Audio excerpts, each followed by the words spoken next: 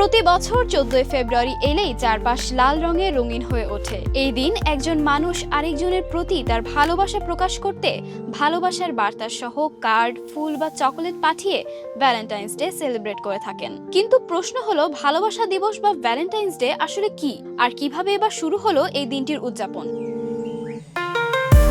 Valentine's day নামকরণ করা হয়েছে একজন খ্রিস্টীয় যাজকের নামে। খ্রিস্টীয় 3য় শতাব্দীতে রোমের একজন পুরোহিত ছিলেন সেন্ট ভ্যালেন্টাইন। ইতিহাস বলে রোমের সম্রাট 2য় ক্লডিয়াস সৈন্যদের বিয়ে নিষিদ্ধ করেছিলেন। তার ধারণা ছিল বিবাহিত পুরুষরা ভালো যোদ্ধা হতে পারে না। কিন্তু ভ্যালেন্টাইন এই সিদ্ধান্তকে অন্যায় মনে করেন। তিনি গোপনে প্রেমিক প্রেমিকাদের বিয়ে দিতেন। এক পর্যায়ে বিষয়টি জানাজানি হলে তাকে কারাগারে পাঠানো হয় এবং মৃত্যুদণ্ড দেওয়া হয়। কথিত আছে, কারাগারে থাকার সময় তিনি কারা প্রধানের কন্যার প্রেমে পড়েন। 14 ফেব্রুয়ারি যখন তাকে মৃত্যুদণ্ড কার্যকরের জন্য নিয়ে যাওয়া হয়, তখন ভ্যালেন্টাইন ওই মেয়েটির উদ্দেশ্যে একটি প্রেমপত্র পাঠিয়ে যান, যেখানে লেখা ছিল ফ্রম ইয়োর ভ্যালেন্টাইন। এটিকেই ভালোবাসা দিবসের প্রথম বার্তা বলে মনে করা হয়।